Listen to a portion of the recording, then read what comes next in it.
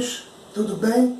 Aqui é o professor Gelson Ribeiro e hoje eu estou aqui para fazer uma pequena repaginada nos temas que nós abordamos nas últimas videoaulas. Primeiro eu gostaria de falar da teoria celular. Na teoria celular nós contamos com três premissas básicas. A primeira é que todo ser vivo é constituído por células. A segunda é que toda a atividade metabólica que acontece dentro do organismo, ele acontece dentro da célula. A terceira é que toda célula ela é proveniente de uma célula pré-existente. Ao falar de células, nós falamos também de tipos celulares. Os tipos celulares podem ser procariontes ou eucariontes. Uma célula procarionte é uma célula que ela não contém membrana nuclear ou carioteca. A ausência desse envoltório nuclear faz com que o material genético da célula fique disperso no citoplasma. Essas são as bactérias.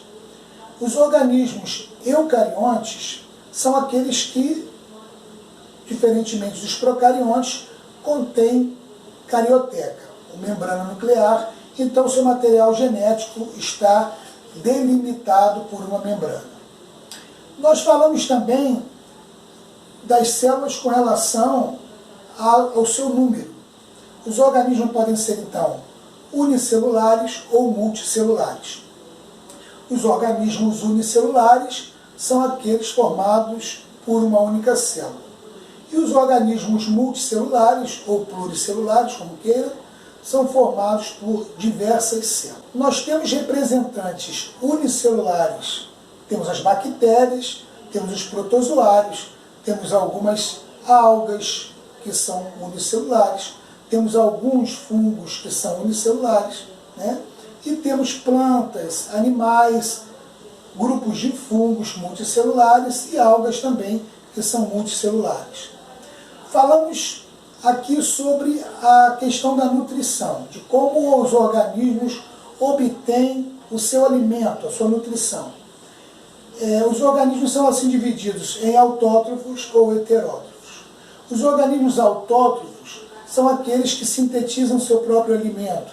Entre eles nós temos as algas, que são os principais produtores do planeta, temos as plantas e temos algumas bactérias que fazem quimiossíntese ou fotossíntese.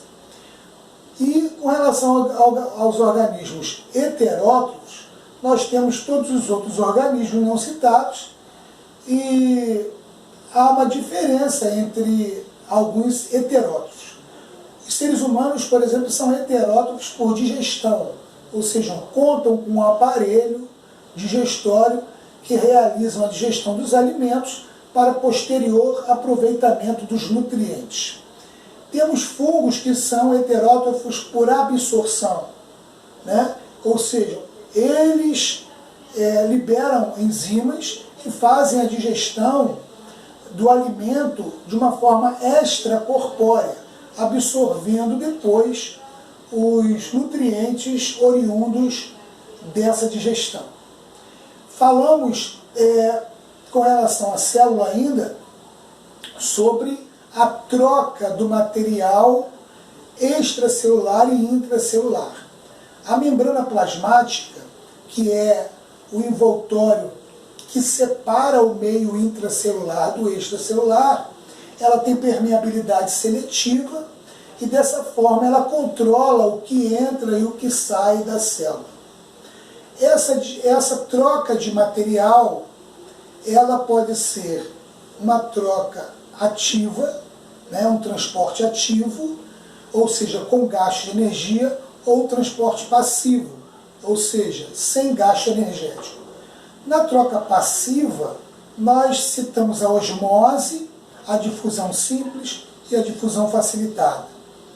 Na difusão facilitada e simples, a diferença é que na difusão facilitada, nós temos a ação das enzimas permeases, que facilitam, auxiliam essa passagem através dos canais da membrana.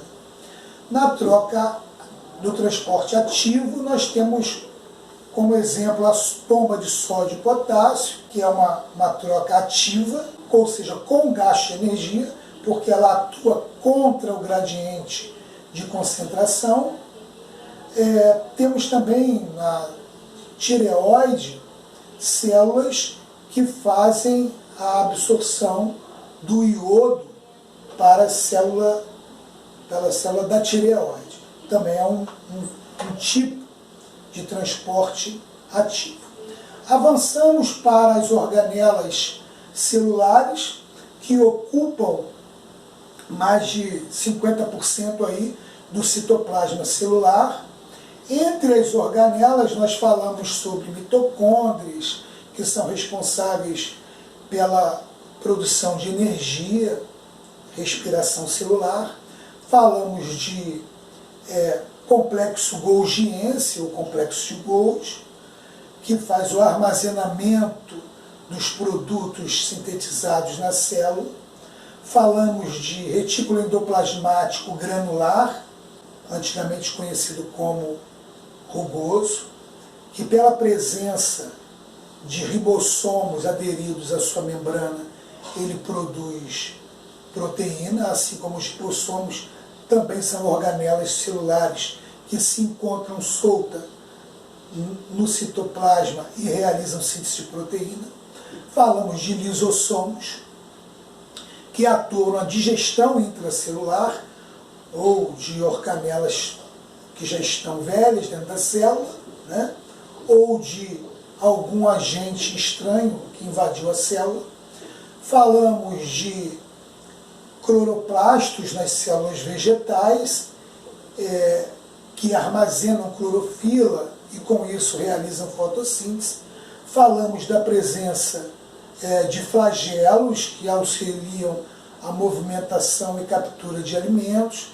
Falamos da presença de cílios, que também têm a mesma função. No capítulo que falamos sobre componentes orgânicos, nós falamos dos carboidratos, falamos dos lipídios, falamos de proteínas, que são estruturais, e falamos de ácidos nucleicos, e quero deixar um destaque aqui para a nossa videoaula sobre vitaminas.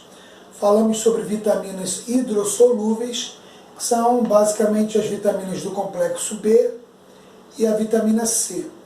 Vitaminas hidrossolúveis são vitaminas solúveis em água, e por esse motivo é muito difícil que tenhamos uma hipervitaminose por vitamina hidrossolúvel, uma vez que seu excesso é eliminado principalmente através da urina. Falamos também sobre vitaminas lipossolúveis, que é a vitamina D, vitamina E, vitamina K, vitamina A, D, E e K.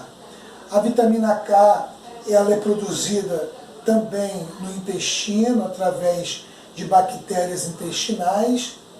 A vitamina E ela é importante na questão da fertilidade masculina.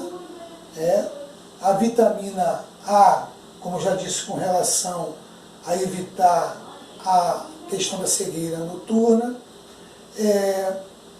E a vitamina D, que é importantíssima para as crianças, que ela facilita a absorção de cálcio lá no intestino delgado, evita o raquitismo na infância e a osteoporose na idade mais adulta.